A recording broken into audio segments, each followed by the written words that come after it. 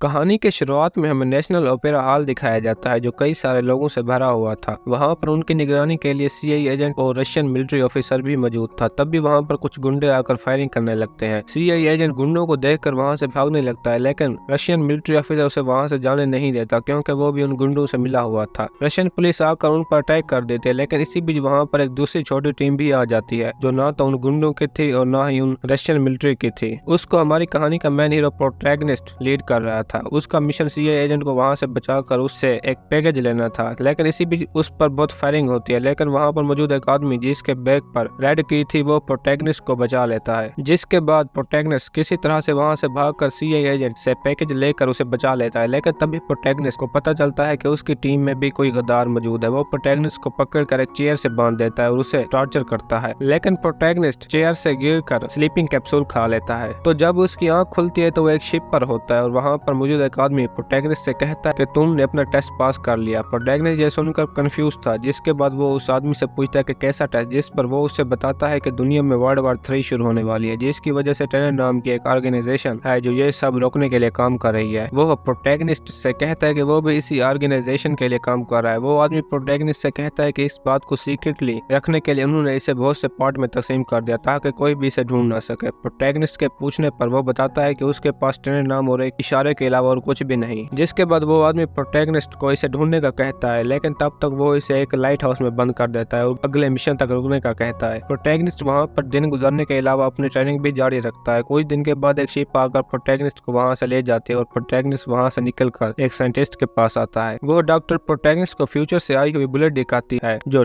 Test करने के लिए वो प्रोटैगनिस्ट को खाली गन देकर शूट करने का कहती है। जब वो शूट करता है तो वॉल पर लगी हुई गोलियां गन में वापस आ जाती हैं। वो प्रोटैगनिस्ट को बताते हैं कि ये बुलेट हमारे टाइम से पीछे चल रही है, इसी वजह से ये पीछे आ रही है। इसके बाद प्रोटैगनिस्ट को इससे रिलेटेड और भी चीजें दिखाते हैं जो फ्यूचर से आई थी, वो सब भी इसी तरह हमारे टाइम से पीछे चल रही थी। बुलेट की शेप देखकर प्रोटैगनिस्ट जान गया था कि इस गोली को इंडिया में एक संजय नाम का आदमी बना रहा है। वहां पहुंचने के बाद प्रोटैगनिस्ट को एक आदमी मिलता है जिसका नाम नील था। वो प्रोटैगनिस्ट और उन गोलियों के बारे में सब कुछ जानता था। वो प्रोटैगनिस्ट से कहता है कि जो भी संजय से मिला वो कभी भी जिंदा वापस नहीं आया, और यह भी बताता है कि वो संजय सिंह से उसके घर में घुस कर ही मिल सकते हैं। प्रोटैगनिस्ट उसकी बात मान जाता है क्योंकि उसके पास और कोई भी चारा नहीं था। वो दोनों प्लान बनाकर उसके घर में घुस जाते हैं और वहां पर मौजूद सभी सिक्योरिटी गार्ड को मार देते हैं। संजय को पकड़ने के बाद प्रोटैगनिस्ट उससे बुलेट के बारे में पूछता है, लेकिन वो प्रोटैगनिस्ट को बताता है कि ये बुलेट वो नहीं बल्कि उसकी बीवी प्रिया बना रही है। प्रिया प्रोटैगनिस्ट को बताती है कि वो ये बुलेट एंड्री सेटर नाम के एक आदमी को बेचते हैं, लेकिन बेचने से पहले वो बुलेट नॉर्मल थी। तो यहाँ हमें मालूम होता है कि उन बुलेट के साथ जो भी हो रहा था वो एंड्री सेटर कर रहा था। प्रिया प्रोटैगनिस्ट को बताते हैं कि एंड्री सेटर के पास एक ब्रोकर है जिससे वो प्रेजेंट और फ्यूचर से राब्ता रखता है, लेकिन उससे मिलना आसान नहीं। इसी बीच वहां पर पुलिस आ जाती है और प्रोटैगनिस्ट वहां से भाग जाता है। वहां से भागने के बाद प्रोटैगनिस्ट एक आदमी से मिलता है जिसका नाम माइकल था और इसके बारे में भी उसको प्रिया ने बताया था। माइकल भी एक ब्रिटिश एजेंट था। वो प्रोटैगनिस्ट को बताता है कि केट की एंड्री के साथ बिल्कुल भी नहीं बंधे जो कि उसकी बीवी थी। उनका आपस में झगड़ा चल रहा है क्योंकि केट ने एंड्री की एक ऐसी तस्वीर को फेक बताकर बेच दिया जो बहुत ही ज्यादा महंगी थी। माइकल प्रोटैगनिस्ट को उसी पेंटर की जिसका नाम गोया है उसकी पेंटिंग की कॉपी देता है कि वो ये पेंटिंग केट को दे, जिसके बदले में वो प्रोटैगनिस्ट की एंड्रिया के साथ मीटिंग करा दे। यह सुनकर प्रोटैगनिस्ट पेंटिंग लेकर केट के ऑफिस पहुंच जाता है, लेकिन केट जान जाते है कि ये ड्राइंग फेक, और बातों ही बातों में केट बहुत ज्यादा इमोशनल भी हो जाती है। वो प्रोटैगनिस्ट से कहती है कि जब उसने एंड्री की पेंटिंग को बेचा है तब से वो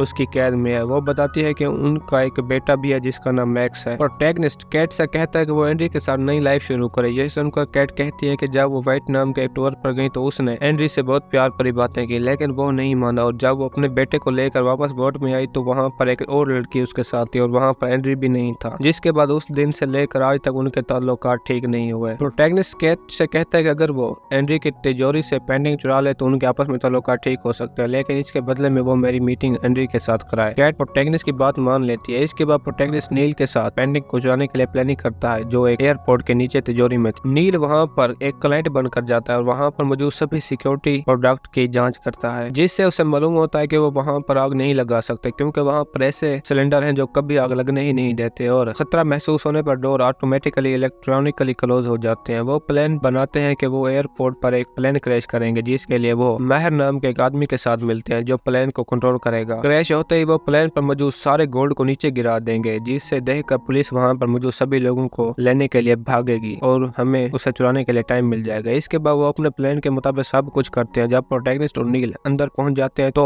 बाहर माहिर गोल्ड गोल्ड से भरा हुआ प्लेन एयरपोर्ट पर क्रैश कर देता है और उसमें मौजूद सारी सोने की ईंटें नीचे गिरा देता है। प्लेन क्रैश होने के बाद जब नील और प्रोटैगनिस्ट अंदर पहुंचते हैं तो वहां पर उन्हें दो डोर नजर आते हैं, एक पर ब्लू और दूसरे पर रेड स्टिकर लगा हुआ था। प्रोटैगनिस्ट ब्लू और नील रेड डोर को खोलता है। अंदर जाने के बाद वहां पर पेंटिंग नहीं होती, लेकिन उन्हें वहां पर गोलियों के निशान नजर आते हैं। इसी बीच वहां पर फेस मास्क पहने दो आदमी मशीन से निकलते हैं जो फ्यूचर से आए थे। नील उन्हें देखकर वहां से भागने लगता है, लेकिन प्रोटैगनिस्ट उससे फाइट करने लगता है क्योंकि वो एक एजेंट था। वो आदमी अलग तरीके से लड़ रहा था क्योंकि वो फ्यूचर से आया था, जिस वजह से प्रोटैगनिस्ट सीधे और वो उल्टी दिशा में लड़ रहा था। मगर जैसे तैसे करके वो आदमी जो मशीन से निकला था प्रोटैगनिस्ट के चंगुल से बच जाता है। अगले दिन प्रोटैगनिस्ट कैट से मिलता है। वो कैट से झूठ बोलता है कि उसने पेंडिंग को चुरा लिया, जिसके बाद कैट वादे के मुताबिक प्रोटैगनिस्ट की एंड्री के साथ मीटिंग करवा देते हैं। मीटिंग में एंड्री को मालूम था कि कल उसकी तिजोरी में कोई चोर गए थे और हो ना हो ये उन्हीं में से है कि वो प्रोटैगनिस्ट को जान से मारने की धमकी देता है। तभी प्रोटैगनिस्ट एंड्री से कहता है कि उसके पास एक डील है। वो एंड्री से कहता है कि वो उसके साथ प्लूटोनियम को चुराने में मदद करेगा, लेकिन इसके बदले में तुम्हें मुझे अपने साथ रखना होगा। एंड्री ये सुनते ही उसके लिए राजी हो जाता है। वो प्रोटैगनिस्ट की जान बच देता है। तभी वहाँ पर एंड्री को फ्यूचर से आने वाले लोगों का मैसेज मिलता है। वो एंड्री को एक सोने की ईंट देते हैं जिसे सिर्फ एंड्री ही जानता था, लेकिन प्रोटैगनिस्ट छुप कर ये सब कुछ देख रहा था। तभी उसे एंड्री का आदमी देख लेता है और वो उसे पकड़ कर एंड्री के पास ले आता है। एंड्री के टॉर्चर करने के बाद प्रोटैगनिस्ट कहता है कि तुम मुझे नहीं मार सकते क्योंकि वो उसके लिए प्लूटोनियम को चोरी करेगा। अगले ही दिन प्रोटैगनिस्ट अपने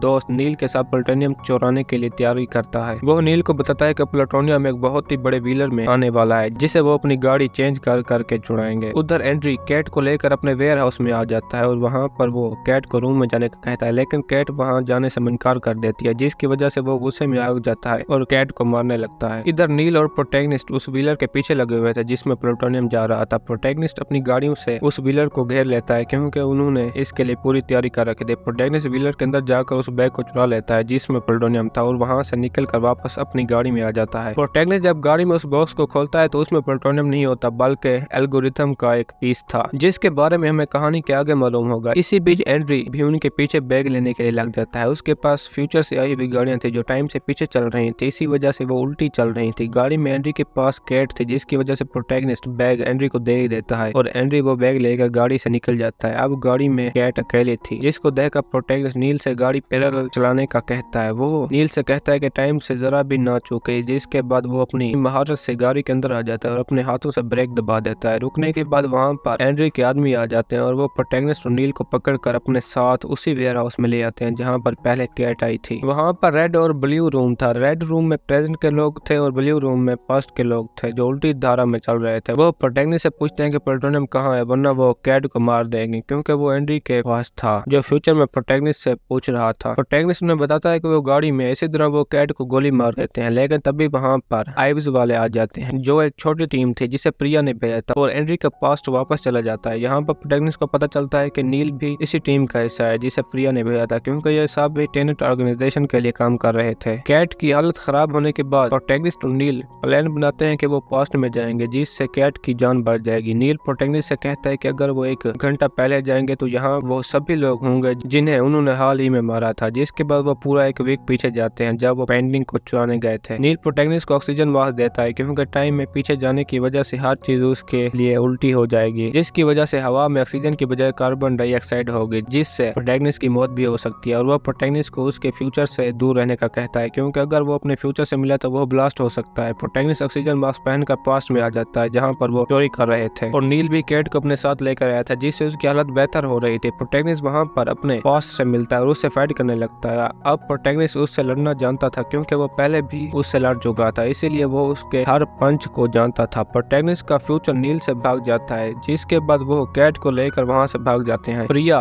प्रोटैगनिस्ट को बताती है कि एल्गोरिथम के 9 पार्ट हैं जिनके बारे में सिर्फ एंड्री ही जानता है कि वो कहाँ है। वो इन 9 पार्ट को ऐसी जगह रखेगा जहाँ से ये फ्यूचर वालों को आसानी से मिल जाए और वो इसकी मदद से दुनिया को तबाह कर सके। तभी प्रोटैगनिस्ट को माइकल की बात याद आती है। उसने प्रोटैगनिस्ट से कहा था कि एंड्री ऐसे इलाके में रहता था जहाँ पर बॉम्ब ब्लास्ट हुए थे और वहीं पर उसे फ्यूचर के लोग मिले थे, इसीलिए वो एल्गोरिथम को भी वहीं रखेगा ताकि फ्यूचर वाले उसे उठा सकें। इस काम को पूरा करने के लिए एज की टीम को 2 हिस्सों में बांट दिया जाता है, एक रेड और दूसरी ब्लू टीम। ब्लू वो जो नील के साथ इसी मिशन को पूरा करके वापस प्रेजेंट में आए थे और रेड वो जो इसमें प्रोटैगनिस्ट था और वो इस मिशन को पूरा करने के लिए जा रहे थे। इसके बाद वो उस जगह पहुंच जाते हैं जहाँ पर वो 9 एल्गोरिथम के पार्ट थे। वहाँ पर पास्ट, प्रेजेंट और फ्यूचर तीनों एक साथ फाइट कर रहे थे और सभी एल्गोरिथम को लेने के लिए आए रहे थे। वहाँ पर मिनी ब्लास्ट हो रहे थे और प्रोटैगनिस्ट आखिरकार उस जगह पहुंच जाता है जहाँ पर एल्गोरिथम के 9 पार्ट है। तो उसे वहाँ पर वही बैग दिखाई देता है जिसके ऊपर रेड की थी। यह उसी का था जिसने ओपेरा हॉल में प्रोटैगनिस्ट की जान बचाई थी। लेकिन तभी वहाँ पर एंड्री का आदमी आकर उसे गोली मार देता है जिससे प्रोटैगनिस्ट बेहोश हो जाता है और वो वहाँ पर ब्लास्ट कर देता है। लेकिन प्रोटैगनिस्ट का साथी उन्हें रस्सी से बांधकर ऊपर खींच लेता है जिससे उनकी जान बच जाती है। यहाँ पर नील प्रोटैगनिस्ट से कहता है कि अब मुझे वापस जाना होगा और प्रोटैगनिस्ट को यह भी पता चल जाता है कि ओपेरा हॉल में जिसने उसकी जान बचाई वो नील था। नील उसे यह भी कहता है कि प्रोटैगनिस्ट के ही फ्यूचर ने उसे इस काम के लिए